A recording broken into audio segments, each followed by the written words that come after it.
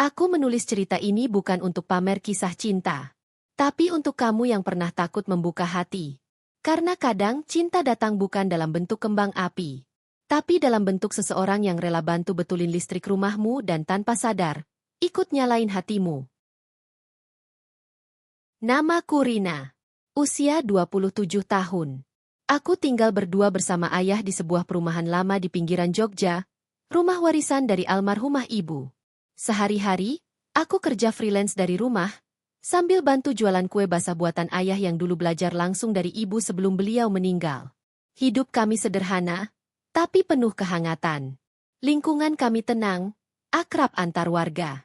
Tapi belakangan suasananya agak berubah sejak rumah sebelah yang lama kosong, akhirnya ditempati orang baru. Dari jendela kamar, aku bisa melihat truk pindahan datang pagi itu.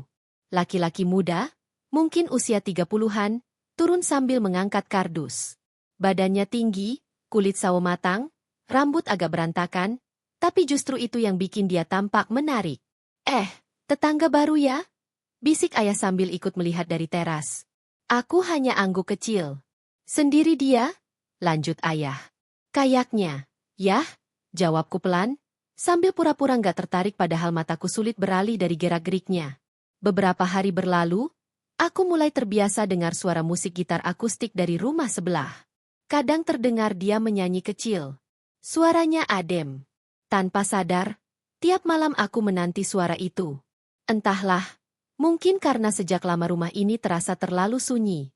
Namanya akhirnya aku tahu dari Pak RT, Raka. Katanya dia kerja sebagai teknisi jaringan, kadang kerja remote, kadang keliling proyek di luar kota. Belum menikah. Ayah sempat ketawa waktu dengar info itu. Wah, jodoh freelance ketemu freelancer. Celetuknya iseng. Aku cuma pura-pura sibuk main HP. Hingga suatu malam, tepat seminggu setelah Raka pindah, listrik rumah kami tiba-tiba padam. Lampu mati, kipas berhenti, dan semua alat mati total. Aduh, ya stop kontaknya konslet lagi ya. Iya, kayaknya dari ruang tengah. Kabel tua ini memang harus diganti. Ayah mencoba benerin sendiri tapi hasilnya nihil. Lalu, tanpa diduga, ayah melirik keluar pagar. Rumah Raka terang benderang. Coba kita minta bantu tetangga baru itu, ya? Aku refleks nolak. Yah, jangan ganggu orang baru pindahan gitu. Tapi ayah sudah keburu jalan keluar. Aku hanya bisa berdiri di teras, deg-degan. Tak lama, Raka muncul di depan pagar sambil bawa tas kecil berisi alat-alat. Pak Anwar bilang kabelnya korslet? Coba saya lihat ya. Suaranya tenang, senyumnya sopan. Aku hanya mengangguk kikuk. Mal. Dia masuk ruang tengah dengan cepat, cek saklar, buka panel listrik. Tangannya cekatan. Bahkan ayah sampai terpesona melihatnya. Wah, kamu hebat juga, nak. Belum 5 menit, udah nyala lagi nih rumah. Raka tertawa kecil. Biasa, Pak. Kerjaan saya memang ngurus beginian. Aku berdiri agak jauh, hanya memperhatikan dari sudut ruangan. Tapi saat matanya menoleh padaku, dan dia berkata, lampunya udah nyala, tapi jangan-jangan ada yang lain yang belum nyala ya? Aku sempat bingung. Maksudnya? Dia tersenyum samar. Kompor airnya belum nyala. Nggak enak ngobrol kalau belum ada teh panas. Itu pertama kalinya aku benar-benar memperhatikannya dari dekat. Matanya jernih. Senyumnya hangat. Dan sejak malam itu, sesuatu di dalam diriku mulai berubah. Entah bagaimana, listrik rumah kami malam itu bukan satu-satunya yang menyala kembali. Sejak malam itu, hubungan kami dengan Raka jadi makin dekat. Ia sering mampir ke rumah. Kadang hanya sekadar mengantar kue yang dibelinya dari pasar. Kadang membantu ayah memperbaiki keran bocor atau mengganti lampu teras. Ayah menyukainya. Terlalu menyukainya, sampai-sampai beliau mulai berandai-andai hal yang lebih jauh. Ayah senang loh, rumah ini jadi ramai lagi. Sejak Raka sering datang, kamu juga kelihatan lebih ceria, kata ayah sambil menyeruput kopi sore.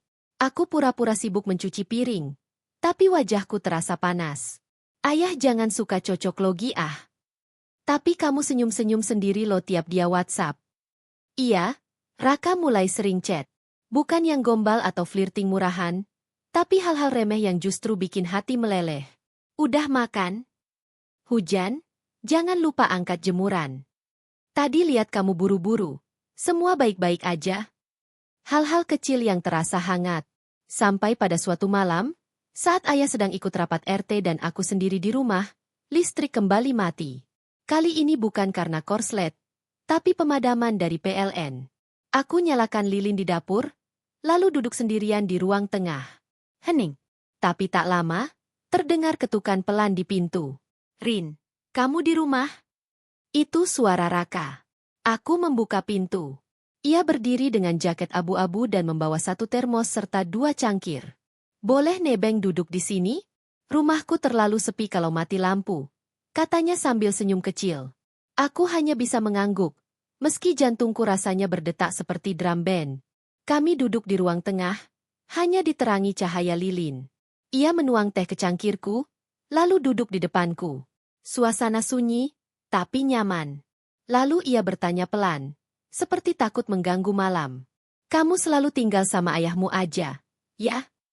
Aku mengangguk. Sejak ibu meninggal 2 tahun lalu, aku sempat kerja di luar kota, tapi ayah makin sering sakit. Jadi aku mutusin balik. Dia mengangguk pelan. Kamu anak baik, Rin?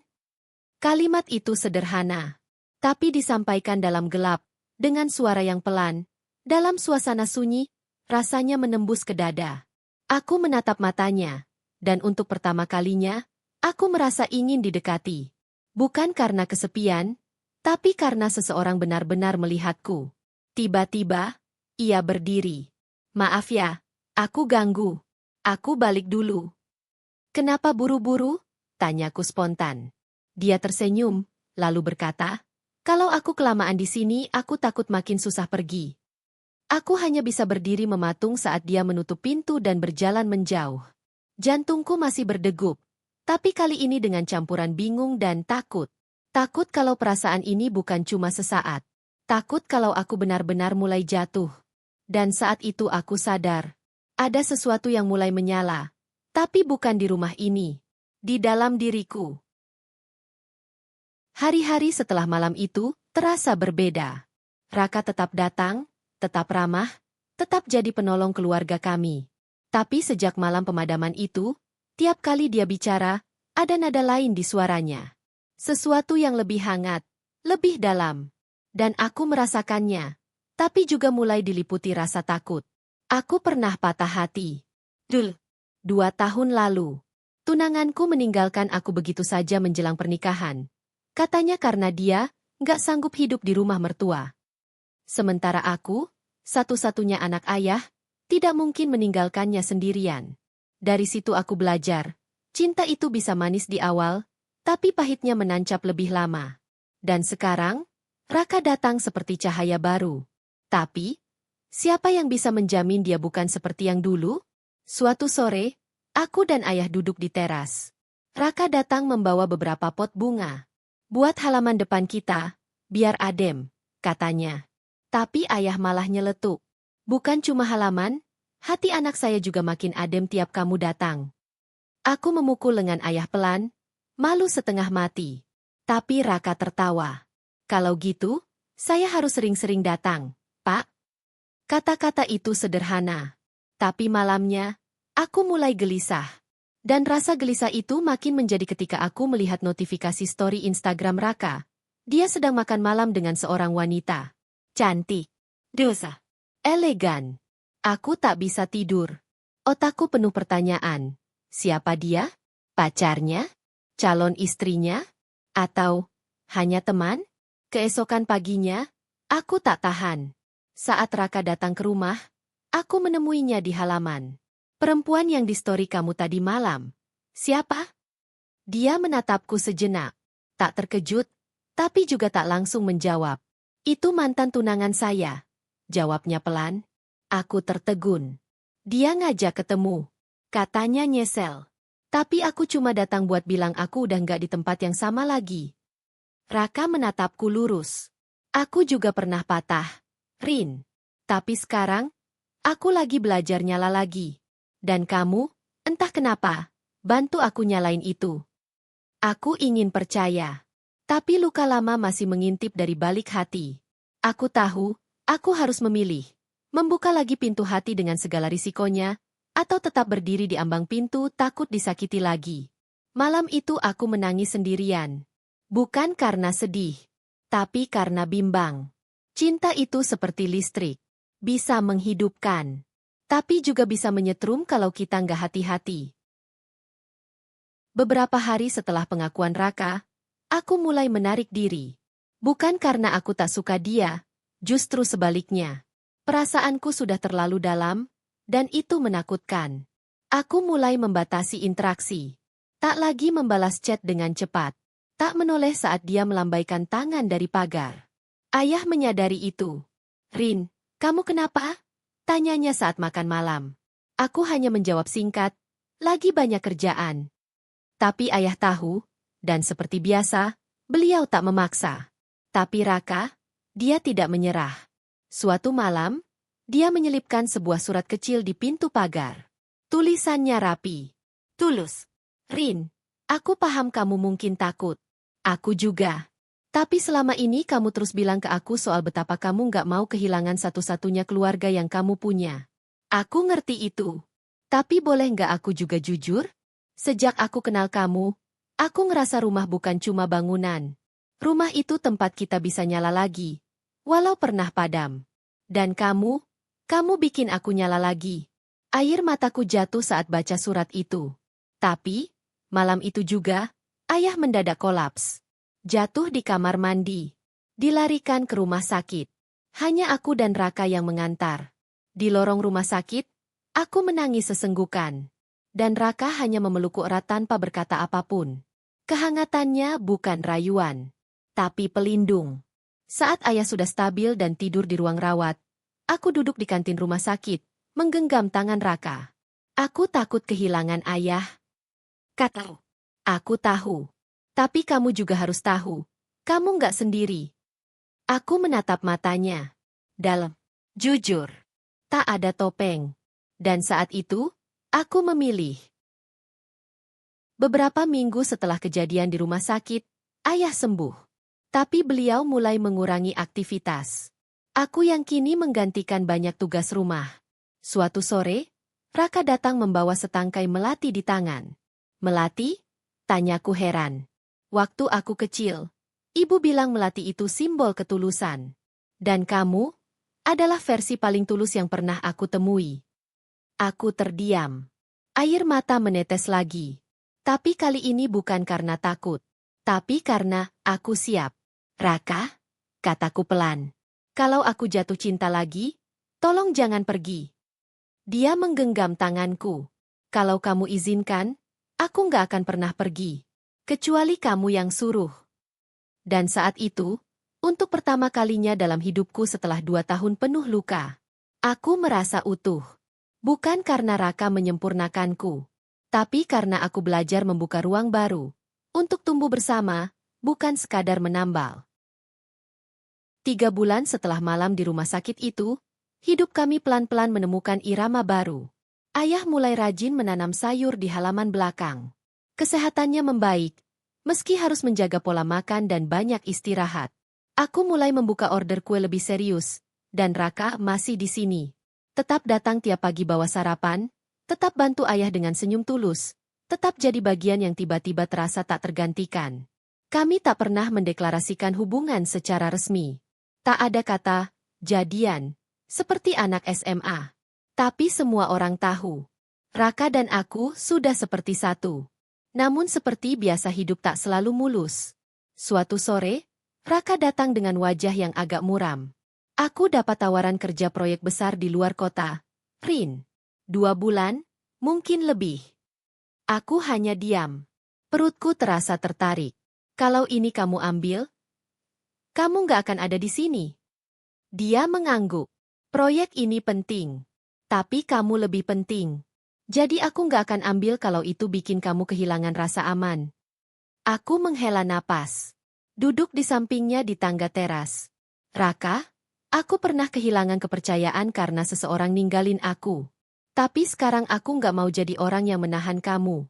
Kalau ini jalan kamu, jalanin." Aku bisa belajar percaya, asal kamu jaga satu hal. Apa? Komitmen. Dia tersenyum. Aku nggak pernah main-main dari awal, Rin. Beberapa hari kemudian, dia benar-benar berangkat. Tapi tidak dengan janji manis, melainkan tindakan nyata. Tiap malam dia menelepon ayah, mengecek kondisinya. Mengingatkanku makan, ngingetin jam tidur, bahkan kasih saran soal resep baru. Jarak memang ada. Tapi anehnya, aku tak merasa jauh. Karena hatiku tetap bersamanya. 2 bulan berlalu sejak kepergian Raka keluar kota. Dan selama itu, setiap malam kami tetap terhubung. Telepon, video call, bahkan kiriman foto makanan aneh dari warteg di tempat proyeknya jadi rutinitas. Aku sadar, cinta tak harus selalu hadir dalam bentuk fisik. Kadang, cinta itu seperti listrik, tak terlihat, tapi terasa. Mengalir diam-diam, tapi menghidupkan segalanya. Hari itu Sabtu pagi. Udara Jogja sedikit mendung. Aku sedang di dapur, sibuk dengan pesanan kue klepon, saat ayah memanggil dari depan. Rin, ada tamu. Aku keluar dengan tangan masih berbalur tepung. Dan di sana, di depan pagar berdiri Raka. Dengan senyum yang sejak awal selalu bisa menenangkan badai dalam diriku. Tapi kali ini, ia tidak hanya membawa senyum. Di tangannya, ada sebuah kotak kecil berwarna coklat tua. Aku membeku.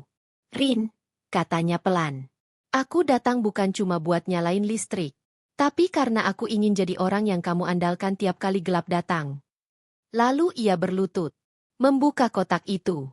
Sebuah cincin sederhana. Tapi dengan cahaya yang lebih terang dari semua lilin yang pernah menerangi rumah kami. Aku tahu perjalanan kita nggak selalu terang. Tapi kalau kamu mau, kita bisa belajar nyalain satu sama lain setiap hari. Ayah berdiri di belakangku, tersenyum dan mengangguk pelan. Dan aku mengangguk. Dengan air mata dan tawa yang keluar bersamaan.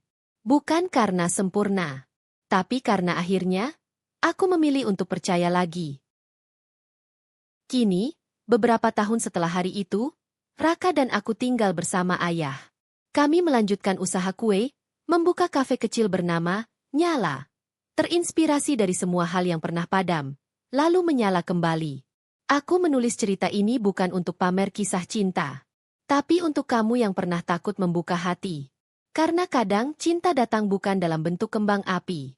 Tapi dalam bentuk seseorang yang rela bantu betulin listrik rumahmu dan tanpa sadar, ikut nyalain hatimu.